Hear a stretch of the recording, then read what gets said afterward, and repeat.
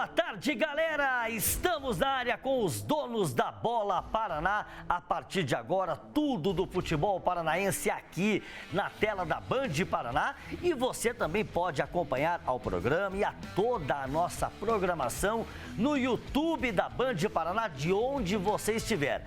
Acesse também nossas páginas no Instagram, no Facebook, para mandar seus comentários, suas cornetadas. Não tem problema, tá certo? Bom, é o seguinte, eu quero começar o programa de hoje abordando dois temas. Um sobre o Coritiba, o outro sobre o Atlético. Com relação ao Coritiba, está todo mundo comentando, nós não vamos mostrar imagem alguma aqui no programa, até porque o jogador está nas imagens, né, que estão circulando nas redes sociais. O atacante Caio Mateus, do Coritiba, que sequer teve uma oportunidade nesta Série B, pelo menos até aqui dentro da Série B do Campeonato Brasileiro, se envolveu em uma briga, em uma confusão, está todo machucado. Era tudo o que o Caio Mateus não precisava e o Coritiba também. O Caio Mateus se expondo e expondo o Coritiba nesta situação. Outra questão envolvendo o ex-presidente, ex-vice-presidente, ex-diretor do Coritiba, Glenn Stenger, que participou de um podcast dia desses aí, e entre outros temas abordados, falando sobre SAF e explicando o processo da SAF, ele fez uma comparação que para mim foi infeliz, comparando o Coritiba a um opalão. Ah, pelo amor de Deus! Tanta coisa para se falar, tantos outros termos que poderiam ter sido utilizados. Aí vai e compara o Coritiba a um opalão para virar meme, chacota. Sinceramente, não dá. Com relação ao Atlético, por que o Atlético? Muitos torcedores do Atlético me pediram para falar a respeito. Eu recebi inúmeras mensagens a respeito. No final da semana passada, o técnico do Cruzeiro, o Leonardo Jardim, o português Leonardo Jardim, após a eliminação do Cruzeiro na Copa Sul-Americana, ele deu uma declaração forte, dizendo que o Cruzeiro não quer jogar a Copa Sul-Americana, dizendo: nós não queremos estar aqui, nós não queremos disputar esta competição, nós queremos estar entre os melhores. Não conseguiu a classificação na Copa Sul-Americana. Quer jogar o quê, Leonardo Jardim? Se você não foi capaz de fazer o seu time avançar na Copa Sul-Americana, você quer jogar o quê? Champions League? Mundial de Clubes? Pensa que é fácil ganhar uma Copa Sul-Americana? Pensa? Flamengo e Fluminense perderam finais de Copa Sul-Americana no Maracanã lotado. Os dois. Recentemente, nos últimos anos, o Fortaleza perdeu a final da Copa Sul-Americana. O São Paulo, que já foi campeão da Sul-Americana, também perdeu recentemente uma final. E se você não sabe, Leonardo Jardim, o Cruzeiro também perdeu uma final de Copa Sul-Americana. Gigantes do nosso continente conquistaram a Sul-Americana e ostentaram o título, como São Paulo, Internacional, Boca Juniors, River Plate. E um dos grandes do futebol brasileiro, que é aqui do nosso estado, o Clube Atlético Paranaense, conquistou 2 vezes a Sul-Americana. Então eu acho que o Leonardo Jardim poderia pensar mais antes de falar bobagens, como as bobagens que ele falou com relação à Copa Sul-Americana. E aqui eu sempre digo, nós defendemos os nossos, levantamos a bandeira dos nossos clubes. Por mais que ele não tenha se referido ao Atlético e a nenhum outro clube do futebol brasileiro, ele tentou desvalorizar a competição. Uma competição que ele não foi capaz de classificar o seu time. E que o próprio Cruzeiro já perdeu uma final. Como eu sempre digo, que resenha é essa, tá certo? Agora vamos falar de Série D. Cascavel conseguiu a primeira vitória na competição, 2-0 sobre a Inter de Limeira, e nós vamos ouvir o experiente atacante Michel, que foi destaque no jogo. A competição, ela exige isso, né? A competição, a Série D, como o professor falou, é um campeonato muito difícil que muitas vezes tu vai ter que ganhar na imposição, na raça, na vontade. E é isso, a gente precisava dar uma resposta, precisava de uma mudança de postura. Eu falei na outra entrevista semana passada, quando a gente perdeu para o Goiatuba, que a gente ia chegar, um resultado bom, um resultado onde a gente nos deu um pouco de tranquilidade, mas a gente precisa crescer, e nada melhor do que tu crescer com vitória, né? Tu ajeitar o que precisa ser ajustado com a vitória. E a gente pôde aí, dentro de campo hoje, dar essa resposta ao torcedor. Melhor que a vitória foi a mudança de postura, e é essa postura que a gente vai levar para os próximos jogos. E assim espera o torcedor do FC Cascavel, falou com muita propriedade o Michel, jogador experiente que chegou para reforçar o FC Cascavel nesta Série D do Campeonato Brasileiro. Cianorte e Azures fazendo boas campanhas, o FC Cascavel é que vinha deixando a desejar. Conseguiu essa vitória, uma vitória difícil, aí o Michel comemorando o segundo gol contra a Inter de Limeira, e a torcida espera agora que siga, né, nesta recuperação dentro da competição, tá certo? Bom, agora nós vamos falar de Série C, vamos falar do Tubarão e vamos ouvir o técnico Claudinei Oliveira. Eu até entendo os motivos do Claudinei de disparar na coletiva, de não concordar com críticas, reclamar de arbitragem, tal coisa e tal. Mas sem exagero, né, Claudinei? Fala aí. Tiver um volume para ganhar um jogo, lógico que o adversário uma hora ou outra vai ter um contra-ataque, você está se expondo para tentar ganhar um jogo. Se a gente ficar no 1-1, se a gente ficasse aqui, eles lá, ficava 1-1 e tá tudo bem. Só que a gente não queria aceitar o empate, a gente buscou a vitória até o final. Então a gente tem que continuar, corremos até o final do jogo, lutamos, não conseguimos entregar a vitória, agora buscar essa vitória fora de casa de novo e entender que a gente não estamos sendo batidos na competição porque a gente está apresentando alguma coisa boa. Né? A equipe não fica 5 jogos na Série C sem perder à toa, né? Porque deu sorte, não, a gente está apresentando um bom futebol e as vitórias vão acontecer naturalmente dentro ou fora de casa, e a gente entende a frustração do torcedor, a gente não pode querer que o torcedor seja racional, né? A parte racional tem que ser nossa no futebol, então a gente já entende as críticas, as cobranças, mas a gente tem o direito também de discordar e achar que a gente está fazendo um bom caminho.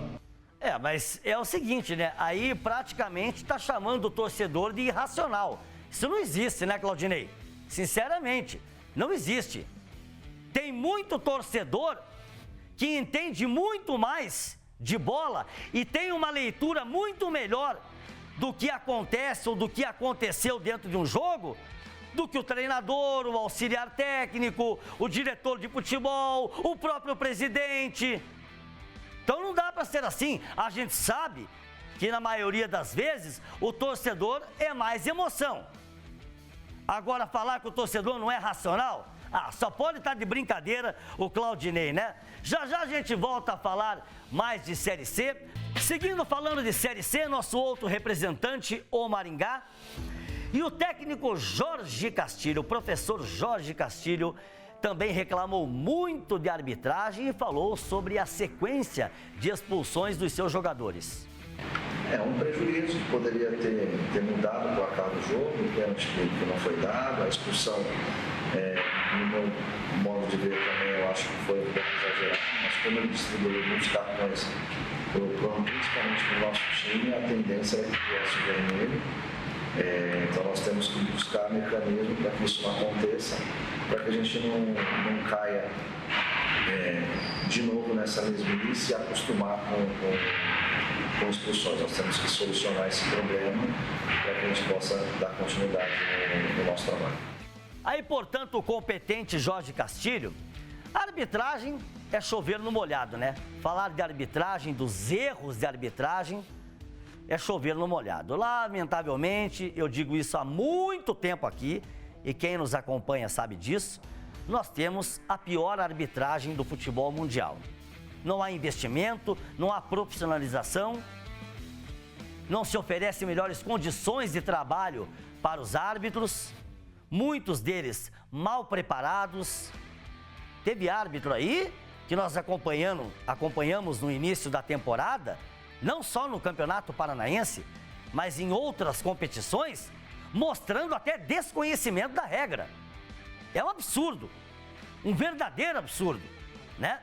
Então, o Maringá reclama da arbitragem, ok. Agora tem um outro detalhe. Essa sequência de jogadores expulsos do Maringá, 4 expulsões neste início de Campeonato Brasileiro da Série C.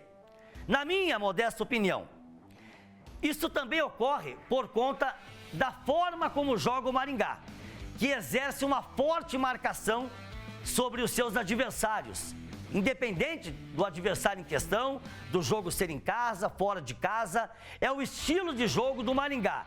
Então essa é uma questão que o professor Jorge Castilho, competente Jorge Castilho, precisa corrigir, né? Não é para deixar de marcar forte, marcar sob pressão, não dar espaço, liberdade para o adversário. Mas tem que ter cuidado, porque 4 expulsões em 5 jogos é demais, cá entre nós, né? Bom, agora nós vamos falar de Série B. E o Fantasma está buscando a sua reabilitação, já são 2 vitórias seguidas dentro da competição e a gente espera que continue assim. E o técnico Bruno Pivetti quer os seus jogadores, quer o seu grupo, pensando jogo a jogo, um passo de cada vez. Vamos acompanhar. Agora os nossos esforços, concentração, são voltados para o confronto do Botafogo, que é um confronto extremamente importante. Passando esse jogo do Botafogo, aí sim a gente vai pensar em Copa do Brasil. É claro que nós estamos fazendo planejamento semanal visando a sequência de jogos que temos, mas nós não podemos desfocar do Botafogo já pensando em Copa do Brasil, porque esse é um jogo muito importante, é mais uma final de campeonato para nós e a gente precisa ter um bom desempenho dentro de casa para continuar somando ponto, porque a gente sabe que a Série B é uma competição muito difícil e a gente não pode escolher o jogo para jogar, não pode, tem que ter sempre o máximo de desempenho possível, o máximo de intensidade para a gente continuar a nossa caminhada na Série B. Concordo com o técnico Bruno Pivetti. Agora eu gostaria de chamar a atenção para o lance do pênalti que nós mostramos ontem e que o Valdir de Córdova Bicudo, ex-árbitro e especialista em arbitragem, também classificou como um verdadeiro absurdo. Esse aí é um exemplo clássico de desconhecimento de regra, ok? Ele está com os 2 braços colados no corpo. Ele se vira, inclusive, para evitar o contato com a bola, mesmo com os 2 braços colados. Os jogadores do Operário vão, conversam com o árbitro, né? E explicam, até gesticulam. O VAR chama para uma reavaliação do lance. E ele sequer quis olhar no monitor. O Operário não pode deixar por isso. Tem que representar junto à CBF, à comissão de arbitragem, porque o prejuízo poderia ter sido grande. Só não houve prejuízo porque na sequência aconteceu um pênalti claríssimo a favor do Operário, que ele não marcou, diga-se de passagem, e acabou sendo salvo pelo VAR. Aí ele foi no monitor olhar e marcou o pênalti corretamente para o Operário, que conseguiu a vitória por 3-2. Agora vamos para o jogo, né? A vitória do Operário por 3-2 para cima do Cuiabá, uma vitória fora de casa, importantíssima, vinha já de boas apresentações pela Copa do Brasil contra o Vasco, onde também foi prejudicado pela arbitragem, diga-se de passagem, né? É um absurdo o que acontece. Aí vence o América Mineiro no Germano Krieger e agora mais uma vitória, desta feita contra o Cuiabá na Arena Pantanal. O Fantasma tem que continuar com esta mesma pegada, porque a Série B deste ano tem se mostrado fraquíssima. Ela tem se mostrado fraquíssima. Tecnicamente, cá entre nós, é um horror. A fragilidade técnica da maioria esmagadora das equipes é assustadora. Eu diria até que diante desta fragilidade técnica, Atlético, Coritiba e Operário, eles têm a obrigação de estarem no G4, de brigarem pelo acesso e conquistarem o acesso.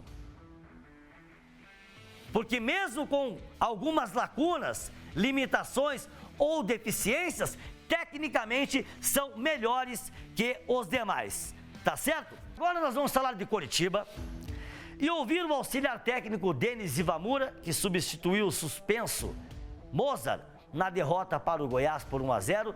Ele saiu em defesa do atacante Nicolas Careca e colocou a culpa na defesa, no sistema defensivo, no gol da vitória do Goiás. O Careca é um jogador importante pra gente, estava num bom momento e acabou se machucando.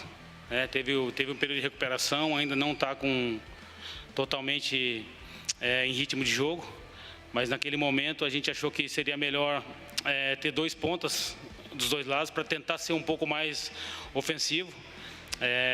Não conseguimos e a questão de ter saído o gol do lado dele, mas não foi assim, foi um erro defensivo nosso coletivo, não foi um erro individual dele. É uma jogada que a gente treina bastante, tanto ser forte pelo lado quanto o nosso encaixe de área, e o Gava acabou escapando e eles fizeram o gol. Foi exatamente o que eu falei no programa de ontem, né? A gente vai acompanhar daqui a pouquinho. O Rafael Gava, ele vem livre de trás, ninguém acompanha ele. E ele sobe sozinho no meio de 4, 5 jogadores do Coritiba no meio da área e fica à vontade para fazer o gol do Goiás. Só que não foi só esse o problema apresentado pelo Coritiba.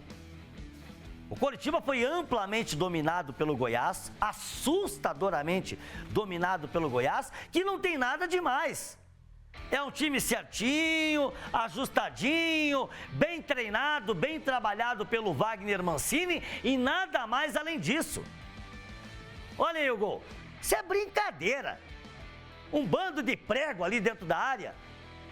Todo mundo pregado, ninguém acompanha, ninguém sobe, né? Praticamente convidaram o Rafael Gava para fazer o gol.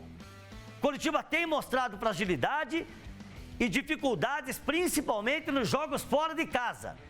Tem muita coisa para ser melhorada nesse Coritiba. E como eu venho dizendo aqui, a diretoria não pode se acomodar. Tem uma primeira janela agora no início de junho, com 10 dias. Depois a segunda janela, a chamada janela de inverno. Tem que contratar 3, 4 jogadores que venham para serem titulares e não alternativas. A exemplo do Atlético, que nós vamos falar daqui a pouquinho a respeito também.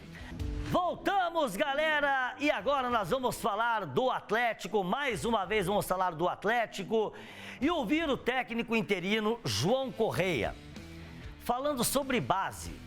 Só que eu acho que ele se equivocou na declaração dele. Tenho certeza que vocês vão concordar comigo. Não concordo a 100% que não há o aproveitamento dos jogadores da base, porque hoje nós temos 2 jogadores que subiram do ano, quer dizer, 3 jogadores, né? O João Cruz, o Derek e o Arthur, que subiram do sub-20 para o profissional recentemente. Ainda temos o Dudu no elenco. Hoje o Derek estreou-se foi mais uma estreia na Série B. E o que eu posso falar é que qualquer jogador que esteja a performar em alto nível no sub-20, o clube tem um olhar com carinho e a longo prazo nós vamos ver mais jogadores com a etiqueta do CT Caju a aparecer na equipa profissional. Bom, é o seguinte, por que o equívoco? Porque Micael e me fugiu da memória agora, que é o João Cruz, isso. Micael e o João Cruz já estavam no time principal. Já estavam, ok? Com o Barbieri, o Léo Derek começou a ganhar espaço, pelo menos entre os relacionados. Dentro de campo, não. Assim como outros jogadores, ele citou o Dudu. O Dudu não joga. Quando é relacionado, fica no banco assistindo o jogo. O máximo que ele faz numa partida é ficar se aquecendo. Porque minutagem, oportunidade, não recebe, certo? Assim como o próprio Léo Derek, que entrou no jogo contra a Chape, mas entrou para jogar pouco tempo. Os jogadores da base também precisam de minutagem, de mais oportunidades, né? E aí eu pergunto ao João Correia e aos famosos cabeças do Atlético, com toda essa estrutura, o Atlético mostrando problemas, deficiências, carências em todos os setores, também vai ter que contratar reforços, jogadores que venham para serem soluções e não alternativas na lateral direita, no miolo de zaga, no meio, no ataque. Com toda essa estrutura, o Atlético não consegue revelar um bom lateral direito, um bom zagueiro, um bom meia, um bom atacante e jogadores em condições de serem titulares do seu time principal. Então, para que serve essa base? Para que serve toda essa estrutura? Se sempre tem que estar indo ao mercado, correndo no mercado para tentar encontrar soluções. Com a palavra, como eu disse, as cabeças pensantes do Clube Atlético Paranaense. Agora eu vou passar a bola para a Alessandra Consoli, que vem aí com o Band Cidade, primeira edição. Ótima tarde a todos, fiquem todos com Deus e até amanhã, se Deus quiser. Tamo junto, galera!